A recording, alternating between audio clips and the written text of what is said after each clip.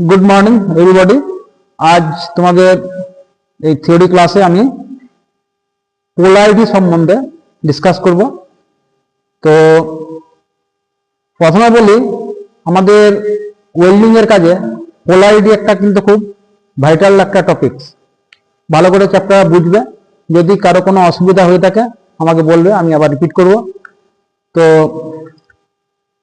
Polarity ব্যাপারটা কি না, পোলারিটি হচ্ছে এক কথা যদি বলতে যাই ডাইরেকশন অফ কারেন্ট, বাংলাতে যেটাকে বলা হয় কারেন্টের অভিমুখ।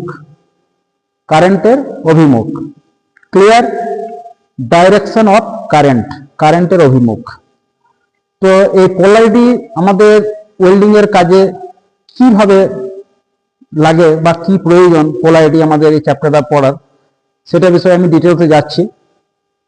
দেখো, এই পোলারিটিটা হচ্ছে দুই রকমের, two types of polarity.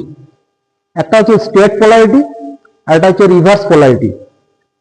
Straight polarity কাকে বলবো, এখানে দেখো আমি ছবিতে দেখিয়ে দিচ্ছি স্ট্রেট পোলারিটি বা রিভার্স পোলারিটি ব্যাপারটা কি।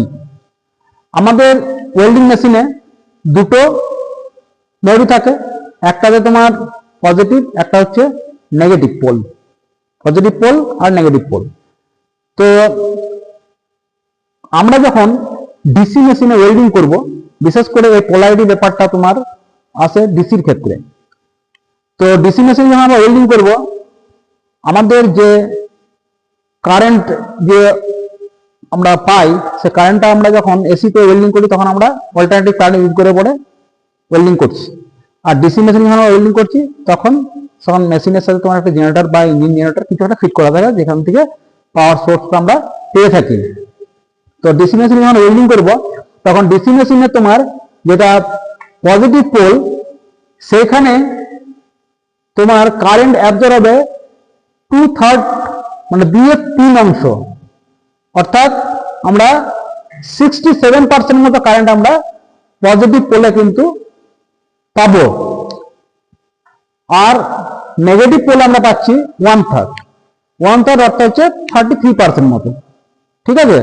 তাহলে এই কারেন্টটা তোমার 100% যে কারেন্টটা তোমার আমরা পাওয়ার সোর্স থেকে পাচ্ছি, সেটা কিন্তু ডিস্ট্রিবিউট হয়ে যাচ্ছে পজিটিভ আর নেগেটিভ পোলের মধ্যে।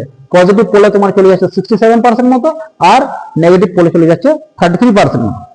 এবার কথা হচ্ছে যে পোলারিটি, তাহলে আমাদের এই কারেন্টটা যে এভাবে ডিস্ট্রিবিউট হলে আমাদের সুবিধা বা অসুবিধা কি রয়েছে।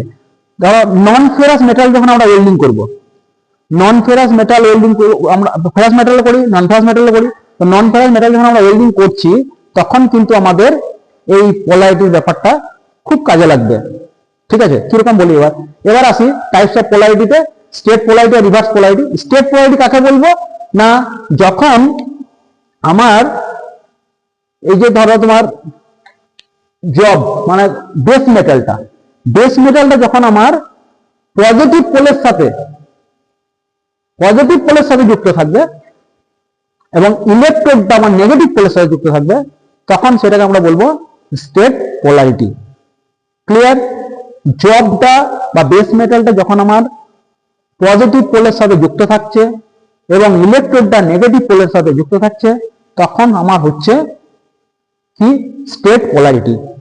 তার মানে তোমার স্ট্রেট পোলারিটি কি হচ্ছে, কারেন্ট আমার পজিটিভ পোলে আসছে 67% এবং নেগেটিভ পোলে থাকছে 33%, অর্থাৎ ইলেকট্রোড পাচ্ছে 33% আর আমার বেস মেটালে পাচ্ছে 67%। এটা হচ্ছে স্ট্রেট পোলারিটি। নেক্সট আসছে রিভার্স পোলারিটি। রিভার্স পোলারিটিটা কি, ঠিক স্ট্রেট পোলারিটির উল্টো। কখন হবে না, যখন আমার বেস মেটালটা থাকবে কোথায়, নেগেটিভে, ইলেকট্রোডটা থাকবে পজিটিভে, তখন সেক্ষেত্রে আমরা বলবো রিভার্স পোলারিটি। বেস মেটাল যখন থাকছে নেগেটিভ পোলে এবং ইলেকট্রোড থাকছে পজিটিভ পোল, সেটা হচ্ছে রিভার্স পোলারিটি। আমরা যখন ম্যাক্সিমাম নন ফেরাস মেটালগুলো ওয়েল্ডিং করব, তখন আমরা রিভার্স পোলারিটি ইউজ করব। ক্লিয়ার? যখন আমরা নন ফেরাস মেটাল ওয়েল্ডিং করব তখন আমরা রিভার্স পোলারিটি ইউজ করব। আর যখন আমরা কাস্ট আয়রন ওয়েল্ডিং করব তখন আমরা কিন্তু স্টেট পোলারিটি ইউজ করব। আজকে এইটুকুই, নেক্সট ক্লাসে বাকিটা জানবো। Thank you.